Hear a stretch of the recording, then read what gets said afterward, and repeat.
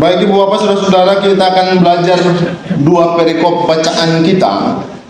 Kita akan belajar untuk menemukan makna dari teks ini, sekaligus kita belajar untuk memperluas wawasan kita. Sehingga hari ini saya berharap bahwa kita punya kerinduan untuk mendengarkan firman ini. Sehingga kalau lama jangan pastiu.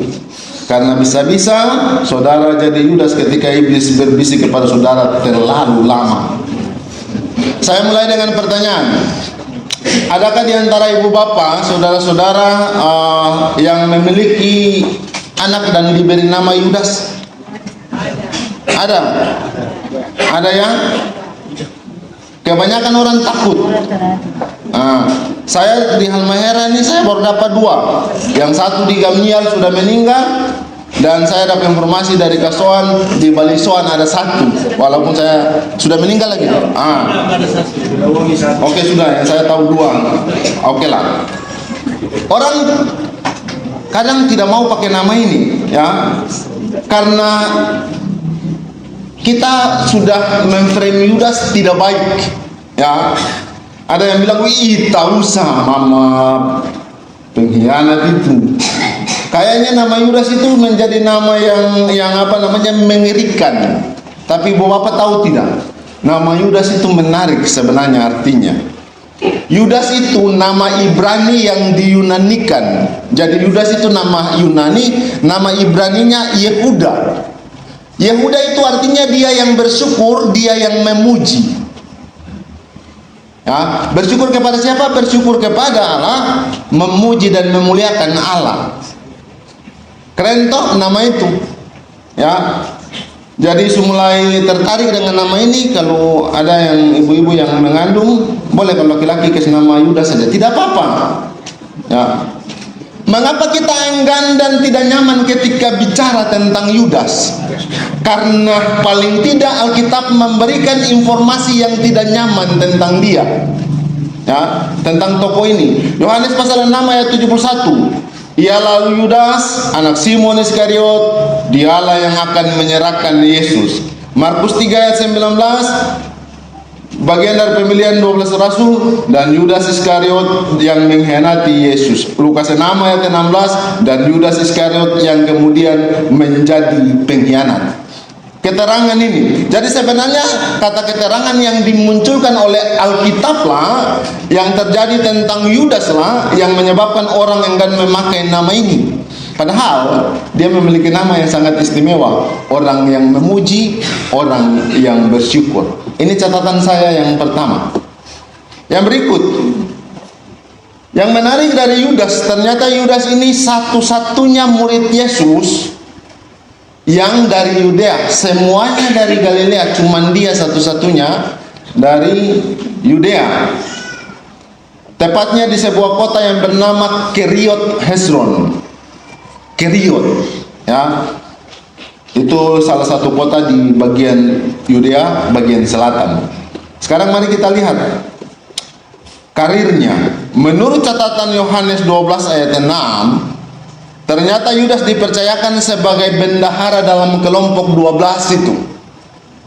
Saya penasaran kenapa Yudas yang ditunjuk Yesus jadi bendahara. Padahal ada Matius, mantan pemungut cukai, yang lebih lihai dan mampu mengelola manajemen keuangan itu. Ya. Dalam catatan Alkitab kita tidak akan menemukan alasan mengapa Yesus memilih Yudas jadi bendahara. Tidak ada catatan itu. Tapi kita dapat menduga bahwa ada kemungkinan Yudas memiliki kemampuan manajemen keuangan yang baik, sehingga ia yang dipilih jadi bendahara. Tapi yang jelas dalam Yohanes 13 ayat 18 kita menemukan Yesus bilang, "Aku tahu siapa yang telah kupilih." Ya, ini catatan saya yang kedua tentang Yudas. Mari kita telusuri kisah ini. Apakah alasan dibalik pengkhianatan si bendahara ini? Dalam catatan Alkitab saya menemukan 3 alasan pengkhianatan Yudas. Pertama, karena iblis mempengaruhi Yudas. Iblis masuk ke dalam diri Yudas sebelum makan malam itu. Kisah ini dapat dibaca dalam Lukas 22 ayat 3 dan 4. Kedua, karena Yudas cinta uang. Kita bisa lihat dalam Yohanes 12 ayat 4 sampai 6. Ketika seorang perempuan meminyaki kaki Yesus, lalu kemudian menumpahkan minyak narwastu menyeka kaki Yesus dengan rambut, dia bilang apa? Ngapain pemborosan ini? Bukankah ini bisa dijual 300 dinar dan kita bagikan ke orang miskin? Kelihatan mulia kan? Apa yang Yudas buat itu? Tapi ayat 6 mengonfirmasi ternyata Yudas seorang pencuri. Dia yang kelola keuangan, tapi dia juga yang makan pencuri. Ya, ini tidak berarti bahwa semua bendahara berpotensi jadi Yudas. Saya tidak bilang begitu. Tapi kalau ada, berubahlah oleh pembaruan budimu. Ketiga, karena skenario politik dari Yudas. Kita dapat lihat bacaan kita, khususnya ayat 14 dan 15. Yudas mengkhianati Yesus dengan menjualnya kepada imam-imam. Harga yang ditetapkan imam-imam untuk nyawa Yesus 30 uang perak. Saya penasaran, ini 30 uang perak ini besar ke kecil nih. Tapi dalam konteks dulu kayaknya itu besar, karena waktu Yesus mati, Yudas kasih pulang keping perak itu, imam-imam kasih beli tanah, kayaknya lumayan besar. Tapi kita mau telusuri ini untuk kita belajar, ternyata tidak besar-besar amat, malah sangat kecil bagi saya. Saya mencari tahu, saya menemukan bahwa jenis koin yang dipakai saat itu adalah koin tetragram. Ya, satu keping uang perak tetragram itu sama dengan 16 sen dolar Amerika saat ini. Satu keping. Ya, jadi 30 keping uang perak dikalikan 16 sen sama dengan 1920 sen, sama dengan 19,2 dolar Amerika. Ya, 19,2 US dollar dikalikan dengan kurs dolar saat ini 16.865 rupiah.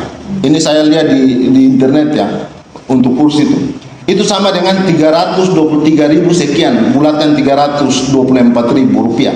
Besar.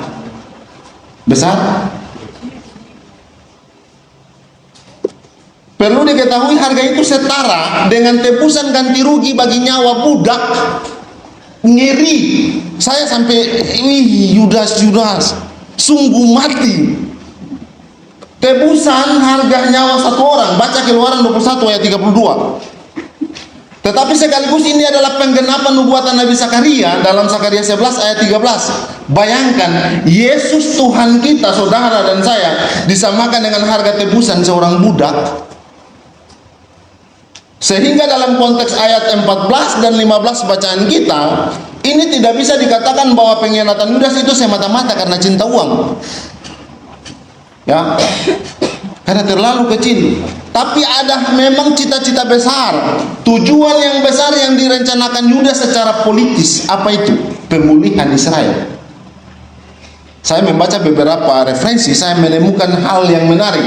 Ternyata Yudas ini tergabung dalam kelompok orang Selot. Mereka ini adalah para pejuang-pejuang, para militan yang berjuang untuk kemerdekaan Israel dari penjajahan Romawi. Dan dia rindu soal itu. Ada latar belakang yang sangat besar, saudara. Mereka ini yang tadi dia gabung dengan itu supaya ada pembebasan di sana. Tapi dia sadar bahwa kelompoknya tidak mungkin sanggup menggulingkan pemerintah Roma. Kekuatan mereka terbatas. Tapi kemudian dia lihat DP guru berbeda. DP guru berbeda, dia menyaksikan bagaimana gurunya punya kuasa. Dia melihat bagaimana kuasa gurunya bekerja. Dia menyaksikan itu, saudara. Dan dia pikir secara politis, kita serahkan Yesus. Sebenarnya di sini Yudas tidak bermaksud sampai Yesus mati, sebenarnya tidak. Tapi dia punya cita-cita yang besar itu. Kalau kita serahkan Yesus, kalau dia marah, dia turun di kayu salib, tampias. Kalau Yesus bersabda, yang lumpuh, berjalanlah berjalan, badai dan lautan mengamuk, teduhlah teduh. Orang mati bangun, bangkit. Maka sangat mungkin ketika Yesus bersabda, bubarlah pemerintah Roma, bubar, bisa kata rada, sangat bisa. Tapi Yesus tidak melakukannya. saudara. Ya, itu Yudas pikir-pikir juga dia punya ide menarik ya. Tapi sayang, bukan itu maksud Yesus. Sebenarnya kalau kita baca, saya memeriksa, cita-cita merdeka dari penjajahan Romawi itu bukan hanya cita-cita Yudas. Itu cita-cita banyak orang. Itu juga cita-cita termasuk murid-murid Yesus, banyak dari murid-murid Yesus. Di mana buktinya? Kisah Para Rasul 1 ayat 6. Yesus menaik ke sorga, maka bertanyalah mereka, maksudnya murid-murid di situ, Tuhan, maukah Engkau pada masa ini memulihkan kerajaan bagi Israel? Ini maksudnya bebas dari penjajahan Romawi. Dalam kisah Yesus memberi makan 5.000 orang yang dicatat dalam Yohanes 6 ayat 1 sampai 15, khusus ayat 15, dikatakan karena Yesus tahu bahwa mereka hendak datang dan hendak membawa dia dengan paksa untuk menjadikan dia raja, ia menyingkir pula ke gunung seorang diri. Mereka memandang Yesus secara politis, bahwa Yesus dapat membebaskan mereka dari penjajahan Romawi. Nyatanya Yesus menyingkir seorang diri ke gunung. Ini adalah bentuk penolakan Yesus karena misinya bukan untuk mendirikan kerajaan politik. Karena bukan untuk itulah dia datang ke dalam dunia. Untuk hal ini secara jelas kita dapat melihat pada saat Yesus di hadapan Pilatus.